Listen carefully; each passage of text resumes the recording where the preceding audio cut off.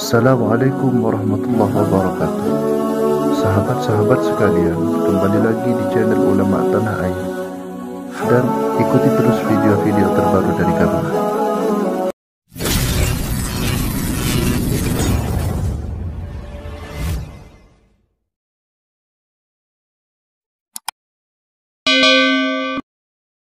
Satu contoh, kami punya guru, bapak ibu-ibu, di Sulawesi itu kami punya guru, ada namanya guru tua Al-Habib Idrus bin Salim Al-Jufri.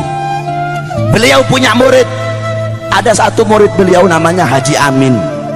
Ini murid sangat taat, sangat patuh sama Habib Idrus. Itu Al-Khairat dari kayu, pondok Al-Khairat dari kayu semua. Di atas tempat santri, Habib Idrus itu kantornya di bawah. Kalau Habib Idrus panggil ini murid yang nama Amin ini, Amin, itu Haji Amin, dia nggak mau turun lewat tangga. Kenapa? Kalau lewat tangga kelamaan, dia loncat dari atas ke bawah, saudara-saudara.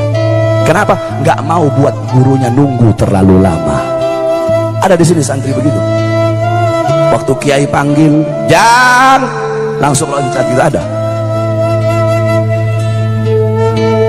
Nggak mau buat gurunya nunggu terlalu lama, saudara-saudara. Itu Haji Amin. Akhirnya Habib Idrus bawa dia dakwah di laut, nyebrang laut. Ketika sedang menyeberang laut, imamahnya Habib Idrus jatuh. Ketika imamah Habib Idrus jatuh, dia nggak pakai disuruh, langsung dia loncat di laut untuk ambil imamahnya Habib Idrus. Dia naik ke atas perahu. Ketika dia naik, semua orang di perahu melotot ngeliatin dia. Kenapa? Tidak ada satu titik pun basah, saudara-saudara. Ternyata apa? Ternyata dia jalan di atas laut. Kenapa Allah kasih keramat? Allah kasih keramat dia karena dia mengikuti Shahibul Karomat. Nah, makanya kalian para santri-santri yang ada di sini, saya kasih tahu sama kamu. Saya dulu juga pernah mondok 17 tahun saya mondok, saudara-saudara. Saya mondok di Al-Khairat 12 tahun. Di Darul Ghawah Dakwah saya mondok 5 tahun. Kamu tahu barokahnya ilmu? Barokahnya ilmu dibuat santri nih wasiat saya. Barokah ilmu didapatkan bukan dengan kamu banyak belajar, saudara-saudara. Bukan dengan banyak belajar, bukan. Barokah ilmu didapat dengan khidmat kamu kepada seorang guru. Melayani seorang guru, berbakti kepada seorang guru. Kamu belajar sampai kepala kamu botak, belajar Alfiyah, belajar Syarah Ibnu Agil, belajar Fathul Mu'in, sampai botak kepala kamu. Tapi kalau kamu tidak ada khidmat sama guru, tidak ada hormat sama guru, tidak ada melayani guru, tidak ada takzim kepada guru, kamu nggak bakal mendapatkan keberkahan daripada ilmu.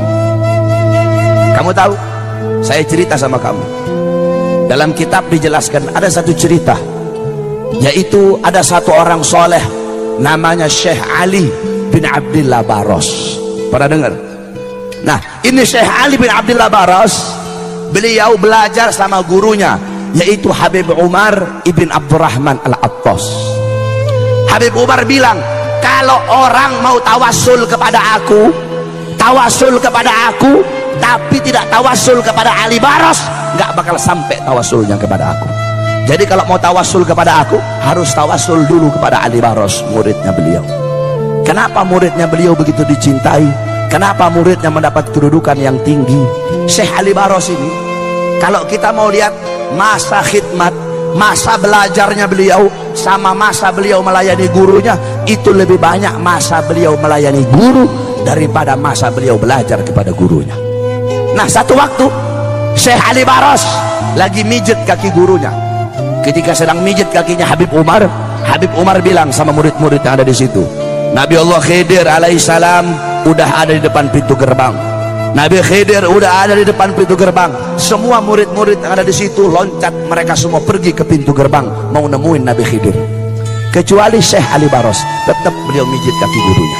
Nggak ada urusan mau Nabi Khidir kayak mau Nabi siapa kayak, kata beliau, tetap beliau pijit kaki gurunya.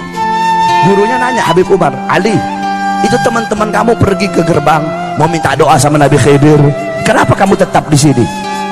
Apa kata Syekh Ali Baros? Guru, kenapa saya harus menjumpai Nabi Khidir sedangkan Nabi Khidir datang ke sini pengen berjumpa denganmu?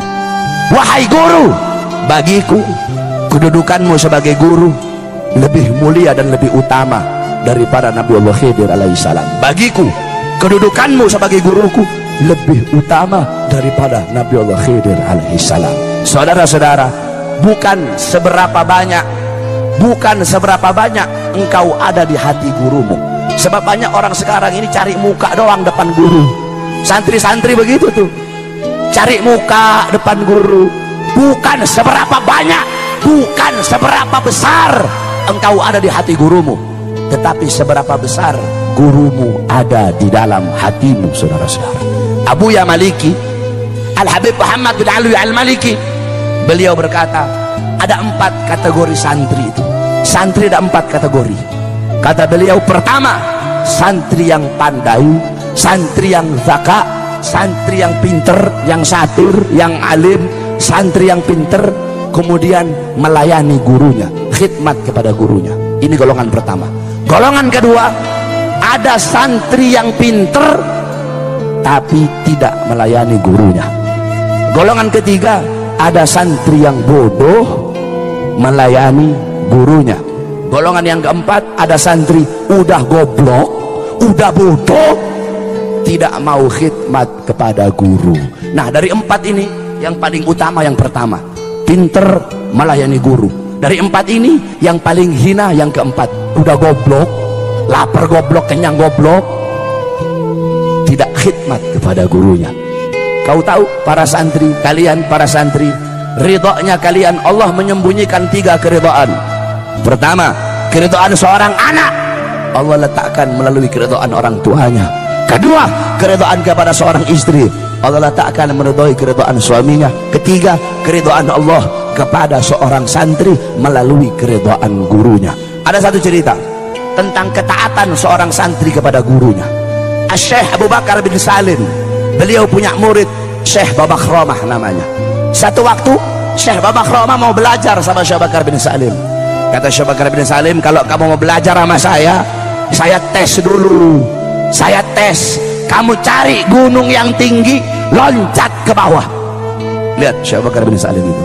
Akhirnya karena Syekh Babakhromah pengen belajar sama Syekh Bakar bin Salim, nggak apa-apa, dia cari gunung yang tinggi, kemudian dia loncat. Saudara-saudara, ketika dia loncat, udah ternyata nggak apa-apa. Dia pergi ke Syekh Bakar bin Salim, udah wahai guru, kata Syekh Bakar bin Salim, tadi kamu loncat merem atau melek? Saya loncatnya merem. Ulang lagi, nggak boleh, harus melek kamu, nggak boleh kamu merem. Naik lagi nih Syekh Babakhromah ke atas gunung, dia loncat ke bawah. Ketika dia loncat, dia melihat malaikat sedang nampung dia sehingga dia nggak apa-apa. Itu yang pertama. Yang kedua, kata Syekh Bakar bin Salim, kamu pergi ke masjid, ketika orang-orang sholat ngadep kiblat, kamu sholat membelakangi kiblat. Kata Syekh Bakar bin Salim, beliau ngetes ini murid yang mau belajar sama beliau. Jadi udah, orang-orang sholat ngadep kiblat, beliau sholat ngadepnya begini, membelakangi kiblat. Ini orang-orang yang sholat bilang, wah ini orang sudah gila ini. Orang sholat ngadep kiblat, kok ini orang membelakangi kiblat. Ketika sholat, dia sholat membelakangi kiblat. Ketika dia sholat, dia gemetar, saudara-saudara. Kenapa? Dia lihat ada Ka'bah di depannya dia. Nah, yang ketiga ini yang paling berat. Kata Syekh Bakar bin Salim, kamu pergi ke Aden. Di Aden ada satu wali namanya Habib Abu Bakar Al-Adni. Kamu pergi ke sana, kamu hina dia. Wah, ini paling berat ini. Akhirnya udah dia menjalani perintah gurunya, dia pergi ke Aden.